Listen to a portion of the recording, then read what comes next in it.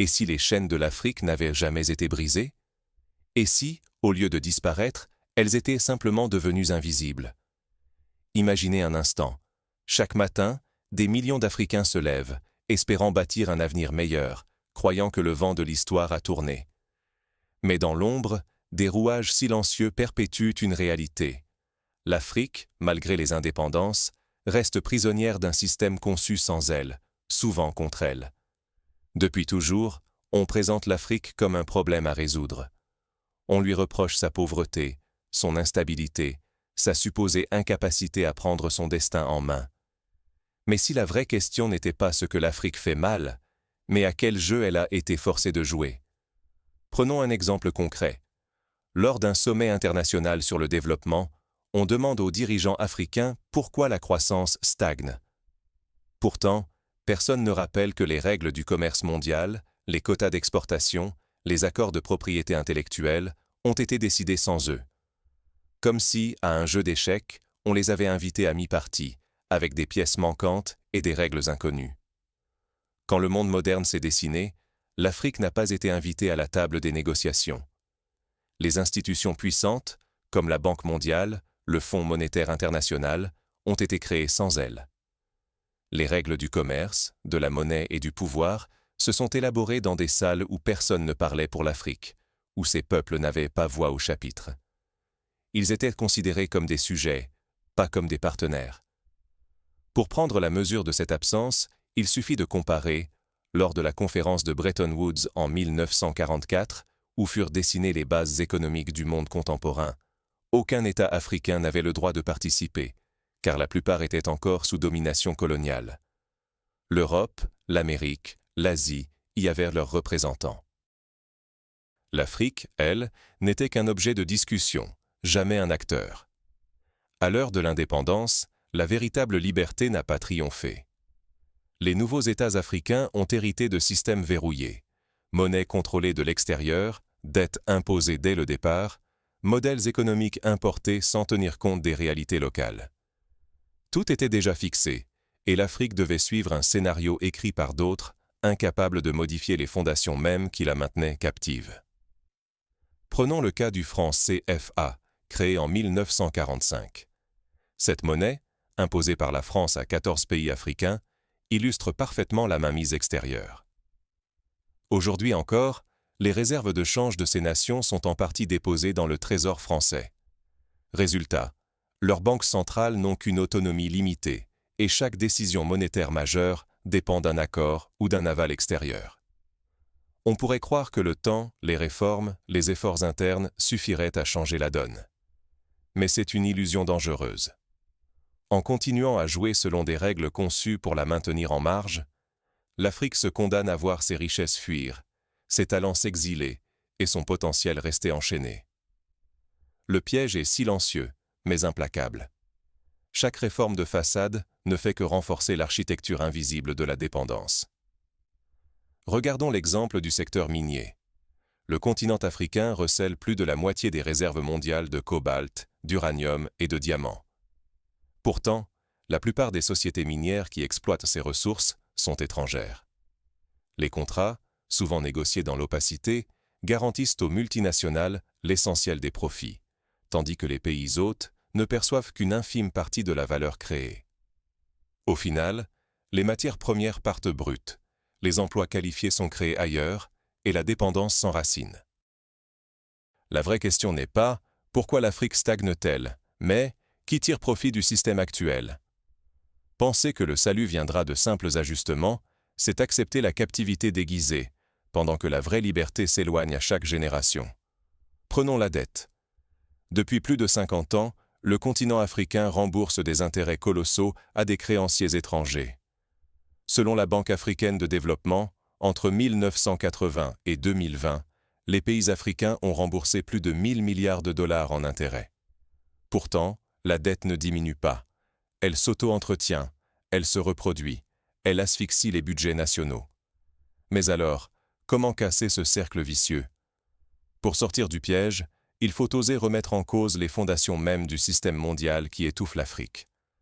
Le monde moderne était déjà ficelé quand l'Afrique y a été greffée, sans qu'on lui demande son avis. Imaginez, lors de la création de l'Organisation des Nations Unies, du Fonds monétaire international, de la Banque mondiale ou de l'Organisation mondiale du commerce, aucun pays africain n'était invité. 0 siège pour l'Afrique. Les décisions cruciales sur la répartition du pouvoir, de l'argent ou des flux commerciaux se prenaient sans la moindre voix africaine. Prenons une comparaison historique. Quand l'Europe s'est reconstruite après la Seconde Guerre mondiale, elle a pu négocier le plan Marshall, imposer ses conditions, décider de la forme de son redressement. L'Afrique, elle, a hérité d'un système conçu pour lui dicter la marche à suivre, sans jamais pouvoir en redéfinir les bases. À ce moment-là, l'Afrique n'était pas souveraine. Ses terres, ses frontières, ses peuples étaient traités comme des possessions coloniales, administrées par des puissances européennes. Les lignes du continent étaient tracées à la règle, par-dessus des cultures, des langues, des histoires millénaires. Regardons la conférence de Berlin en 1884. En quelques semaines, les puissances européennes se sont partagées l'Afrique, dessinant des frontières arbitraires, ignorant les réalités ethniques, linguistiques et géographiques. Des peuples entiers ont été coupés en deux, des royaumes millénaires dissous. Cette fragmentation artificielle continue de peser sur la coopération régionale et l'intégration économique du continent. Résultat, les règles du jeu mondial ont été écrites pour d'autres. Les modèles économiques, les systèmes monétaires, les critères de développement servaient d'abord ceux qui détenaient déjà le pouvoir. Aucun de ces choix n'a été pensé pour l'Afrique, ni pour répondre à ses besoins ou à ses rêves. Prenons l'exemple du commerce du cacao. La Côte d'Ivoire et le Ghana produisent ensemble plus de 70% du cacao mondial. Mais la majeure partie de la valeur ajoutée est captée par les multinationales européennes qui transforment la fève en chocolat. Les producteurs africains restent dépendants des cours mondiaux, fixés à Londres ou à New York, loin de leur réalité. Quand l'indépendance est arrivée, l'Afrique n'a pas pu négocier sa place ni réécrire le contrat de départ. Elle a été connectée à un ordre mondial déjà figé, à des institutions verrouillées. Pas le choix. Il fallait hériter de constitutions, de monnaies, de modèles économiques venus d'ailleurs. Seul le drapeau changeait. La règle, elle, restait imposée. Pour illustrer ce phénomène, songez au cas du Nigeria. Après l'indépendance, le pays a continué d'exporter la quasi-totalité de son pétrole brut, faute de raffineries locales. Les revenus générés servent souvent à rembourser d'anciennes dettes ou à importer des produits transformés au lieu de financer l'éducation, la santé ou l'innovation. On attend aujourd'hui de l'Afrique qu'elle joue selon des règles forgées sans elle, dans un système conçu pour la maintenir à l'écart. Même les stratégies de rattrapage reposent sur une illusion. Croire qu'en jouant parfaitement, elle peut gagner, alors que tout le terrain est incliné contre elle depuis le départ. Prenez l'exemple du marché africain des télécommunications. À l'arrivée des opérateurs étrangers, les infrastructures ont été posées, mais les profits sont majoritairement rapatriés hors du continent.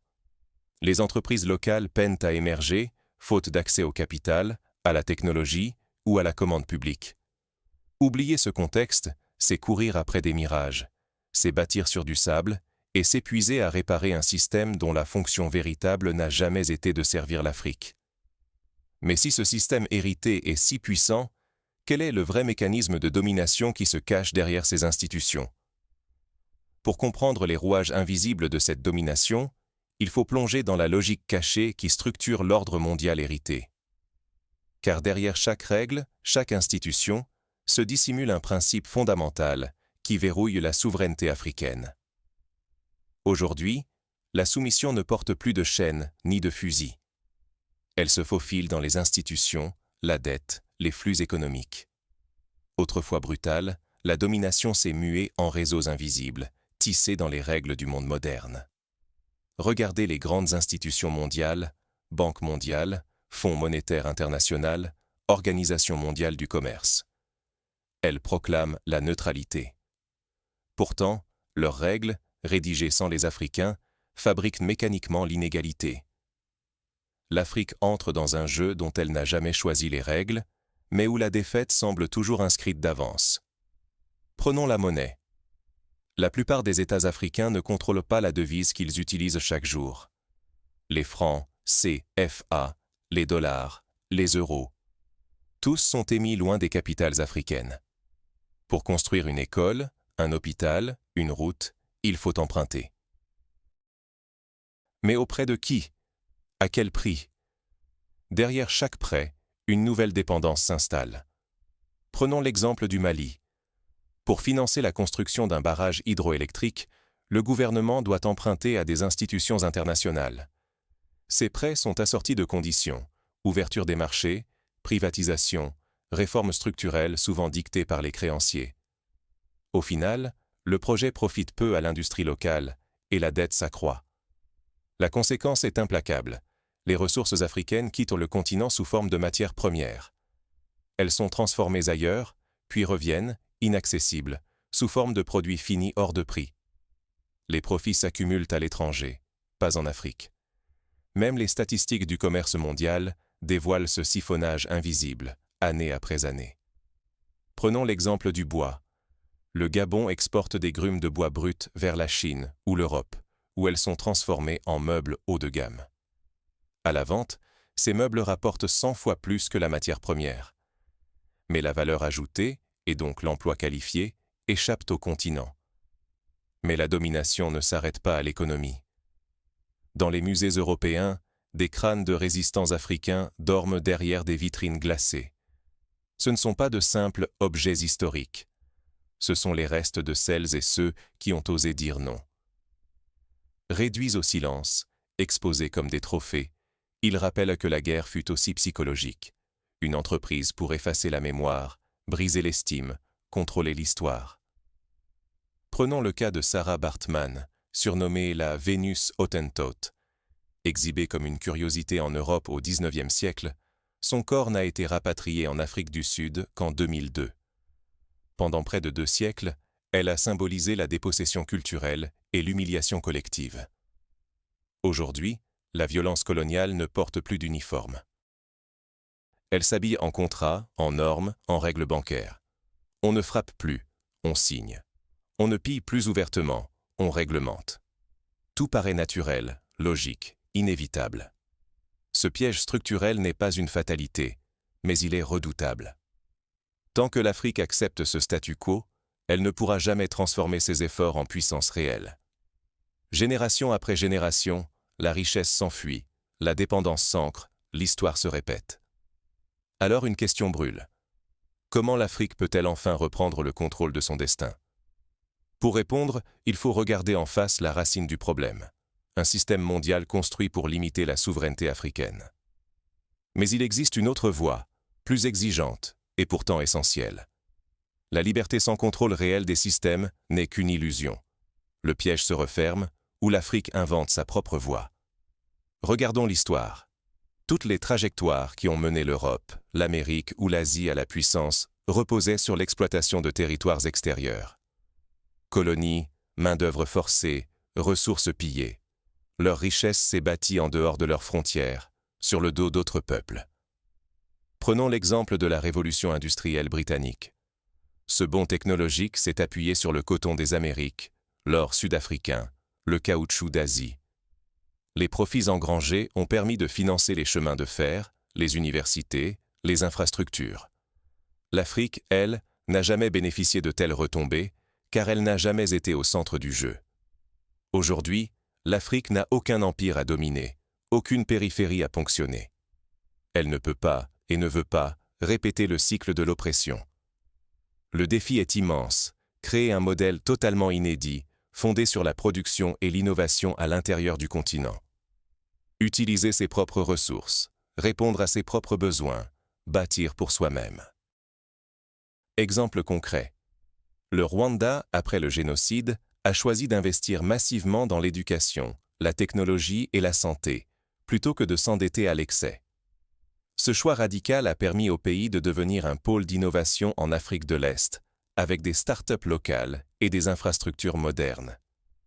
Mais les frontières tracées il y a plus d'un demi-siècle fragmentent les marchés africains. Elles transforment les voisins en étrangers, rendent l'intégration régionale difficile.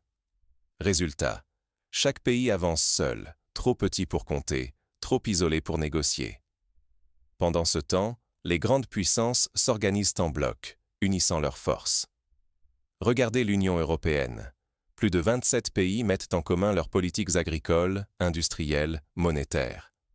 Ils négocient ensemble, imposent leurs normes, protègent leurs intérêts communs.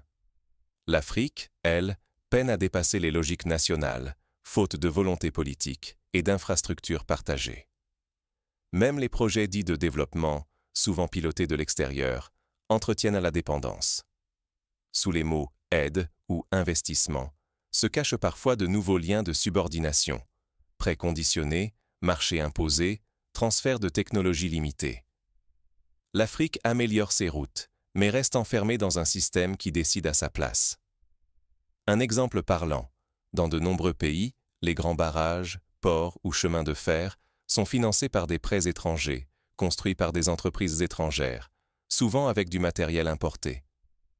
La technologie n'est pas transmise, les emplois qualifiés restent rares, et la dette s'alourdit. Changer de partenaire ne règle rien. Passer de l'Occident à l'Orient, des institutions européennes aux capitaux asiatiques, sans changer la structure profonde, revient à échanger une tutelle contre une autre. La dépendance se déplace, elle ne disparaît jamais. Regardez l'exemple du soft power chinois. La Chine finance des infrastructures en Afrique, mais envoie ses propres ouvriers, impose ses normes et contrôle une partie des ressources extraites. Le rapport de force change de visage, mais la logique reste identique. Si ce cercle n'est pas brisé, l'Afrique risque de passer le prochain siècle ballottée entre empires, sans jamais s'émanciper. Quand on ne possède pas la table, on joue selon les règles des autres, et l'on perd presque toujours. Mais une autre voie est possible. L'Afrique peut refuser ce destin et réécrire ses propres règles, à condition d'oser la rupture. L'Afrique ne sera réellement libre que le jour où elle possédera ses propres systèmes, forgés selon ses besoins et sa vision. Tant que nous cherchons à réformer des cadres hérités, nous restons piégés dans des structures conçues pour nous dominer. La révolution africaine ne peut être cosmétique. Elle doit être structurelle, radicale. Elle commence par la conquête de la monnaie, de la finance, des données, des chaînes de valeur, du savoir. Tant que ces leviers de pouvoir demeurent contrôlés par des intérêts extérieurs, notre indépendance n'est qu'un mirage, une fiction entretenue. Prenons le cas du numérique. Aujourd'hui, la plupart des plateformes de commerce en ligne, de réseaux sociaux, d'hébergement de données, appartiennent à des géants américains ou chinois. Les données africaines sont stockées à l'étranger, analysées ailleurs, et servent à enrichir des entreprises lointaines. Pour redevenir maîtresse de son destin, l'Afrique doit bâtir ses propres infrastructures numériques, former ses ingénieurs, protéger ses informations stratégiques. Prendre le contrôle, ce n'est pas simplement changer de dirigeant ou signer de nouveaux traités.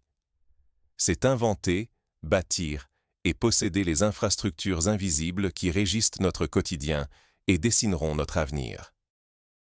Sans monnaie authentiquement africaine, sans plateforme numérique autonome, sans industrie enracinée, nous demeurons prisonniers d'un ordre mondial qui ne nous a jamais inclus.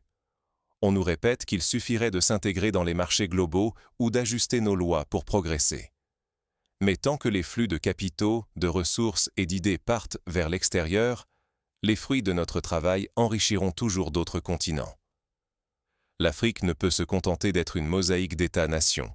Elle doit penser et agir en civilisation, en puissance continentale. Prenons l'exemple du secteur pharmaceutique. Lors de la pandémie de Covid-19, l'Afrique a importé la quasi-totalité de ses vaccins, faute d'usines locales. Certains pays, comme le Sénégal ou l'Afrique du Sud, ont commencé à investir dans la fabrication de médicaments sur place. C'est un premier pas, mais il faut aller plus loin. Mutualiser les investissements, harmoniser les réglementations, créer des brevets africains. Continentaliser nos marchés, industrialiser sur place, produire et diffuser la connaissance de manière locale. Voilà les conditions pour transformer le potentiel africain en réalité vécue. Refuser de louer notre futur à chaque nouveau système importé, c'est choisir d'inventer et de bâtir le nôtre, avec nos propres règles, nos outils, notre vision. Faute de quoi, nous resterons à la merci de chaque nouvel empire, de chaque nouvelle plateforme, contraints de racheter l'accès à des réalités programmées ailleurs. La souveraineté véritable ne s'emprunte pas, elle se construit, bloc après bloc, dans la durée, dans la rigueur, dans la foi en nos propres forces. Ce choix est vital. Il décidera si l'Afrique brise enfin le cycle de la dépendance ou demeure spectatrice de son destin, condamnée à répéter l'histoire. Mais qui aura le courage d'enclencher ce basculement? Car la question n'est pas seulement technique ou économique, elle est profondément politique et générationnelle. Qui osera porter ce projet et comment rallier les énergies nécessaires à sa réalisation? Regardons l'exemple du panafricanisme. Dès les années 1950, des leaders comme Kwame Nkrumah, Julius Nyerere ou Patrice Lumumba ont tenté d'unir le continent autour d'un projet commun. Malgré leurs efforts, les divisions héritées du colonialisme, les ingérences extérieures et les intérêts divergents ont freiné cette dynamique. Aujourd'hui, la jeunesse africaine, connectée, éduquée, inventive, peut relancer cette ambition. L'avenir du continent africain ne s'arrache pas à coups de supplications. Il se forge, pierre après pierre, par ceux qui osent l'imaginer. La véritable question c'est, qui aura la volonté et le courage d'écrire la suite de cette histoire? Pendant des décennies, on a présenté le développement africain comme une faveur à mendier, une assistance à quémander ou une dette à rembourser envers d'autres. Pourtant, personne n'accorde le pouvoir. Il se conquiert. C'est là que débute la vraie transformation. Chaque Africain, chaque membre de la diaspora, doit comprendre une vérité fondamentale. Le destin du continent ne sera jamais reconstruit en réformant les systèmes hérités. On ne corrige pas une maison bâtie sur des fondations fragiles. On la rebâtit sur des plans qui nous appartiennent vraiment. Regardons l'exemple de l'Inde. Après l'indépendance, le pays a investi dans l'éducation scientifique, les technologies de l'information, la recherche spatiale. Aujourd'hui, l'Inde exporte des satellites, forme des ingénieurs et négocie d'égal à égal avec les grandes puissances. L'Afrique peut s'inspirer de ce modèle en l'adaptant à ses réalités. Le monde actuel s'est édifié, souvent sans l'Afrique, parfois contre elle. Les règles du jeu, qu'il s'agisse de la finance, de la technologie ou du commerce, ont été écrites ailleurs, pour d'autres intérêts. Tant que nous jouerons avec des dés pipés, ni la bonne volonté ni le génie ne suffiront à changer l'issue. Ce n'est pas une question d'idées brillantes ou de dirigeants plus vertueux. Il s'agit d'un enjeu existentiel. Il faut choisir, participer à la création d'un nouveau siècle africain ou subir encore 100 années de dépendance et de frustration. L'histoire est claire. La souveraineté ne s'obtient pas par la patience, mais par la prise de conscience et l'action collective. Le jour où nous déciderons de bâtir nos propres institutions, de reprendre le contrôle de nos ressources, de notre culture, de nos récits, alors nous briserons le piège. Pour y parvenir, des étapes concrètes s'imposent. Premièrement, investir massivement dans l'éducation locale, valoriser les langues africaines, réformer les programmes scolaires pour y inclure l'histoire et les sciences africaines. Deuxièmement, développer une industrie continentale, transformer localement les matières premières, créer des chaînes de valeur intégrées, soutenir l'entrepreneuriat et l'innovation. Troisièmement, construire des institutions financières africaines puissantes, banques d'investissement, bourses régionales, monnaies électroniques propres. Quatrièmement, renforcer la coopération régionale, harmoniser les législations, mutualiser les infrastructures, négocier ensemble sur la scène internationale. Cinquièmement, protéger et valoriser le patrimoine culturel et scientifique, rapatrier les œuvres et les restes humains, créer des musées, des centres de recherche, des universités de rang mondial. Sixièmement, encourager la diaspora à investir et à transmettre son savoir, attirer les talents, créer des réseaux d'affaires et de coopération, promouvoir des échanges scientifiques et culturels. Septièmement, adopter une diplomatie offensive et solidaire, défendre les intérêts africains dans toutes les instances internationales, exiger des réformes des institutions mondiales, refuser les accords inéquitables. Huitièmement, investir dans les technologies du futur, intelligence artificielle, énergie renouvelable, biotechnologie, cybersécurité. Former des générations de chercheurs et d'ingénieurs capables de penser et d'agir pour l'Afrique. Neuvièmement, promouvoir l'intégration des marchés numériques et des systèmes de paiement africains, pour que chaque citoyen puisse commercer, innover et investir sans dépendre de plateformes étrangères. Enfin, cultiver la confiance collective, l'esprit de solidarité, la fierté d'appartenir à une civilisation plurielle, inventive, capable de briser les chaînes et d'écrire un avenir commun. Regardons les faits. Plus d'1,4 milliard de femmes et d'hommes, sur le continent et à travers la diaspora, forment une force inédite dans l'histoire. Ce potentiel, trop souvent dispersé, est la première ressource à libérer. La véritable indépendance ne se limite pas à changer de drapeau ou de slogan. C'est le courage d'inventer nos propres modèles, nos systèmes d'éducation, de santé, de finances, de gouvernance. C'est refuser les solutions prêtes à porter imposées par ceux qui n'ont jamais voulu notre émancipation. On ne délègue pas son avenir. Tant que le continent restera captif d'un ordre mondial conçu pour d'autres, les générations futures hériteront d'un monde qui ne leur ressemble pas. Mais rien n'est encore figé. Il est encore possible d'inverser la tendance. La question n'est plus « pourquoi l'Afrique stagne-t-elle ?», mais bien « qui osera écrire le prochain chapitre ? Qui décidera de construire au lieu d'attendre un miracle venu d'ailleurs ? Chacun d'entre nous détient une part de la réponse. La prise de conscience n'est qu'un début. Les 100 prochaines années ne seront pas offertes. Elles seront conquises, décision après décision, institution après institution, rêve après rêve. Voilà le défi, et voilà la promesse. L'Afrique peut enfin briser ses chaînes invisibles, non pas en imitant les autres, mais en osant inventer sa propre voie, en s'appropriant son histoire et en affirmant sa place dans le concert des nations. Le moment est venu de passer de la résistance à la création, de la dépendance à la souveraineté, du rêve à l'action. C'est ensemble, par la conscience, l'audace et la persévérance, que nous écrirons le chapitre d'une Afrique maîtresse de son destin. La question n'est plus de savoir si c'est possible. La seule question, désormais, c'est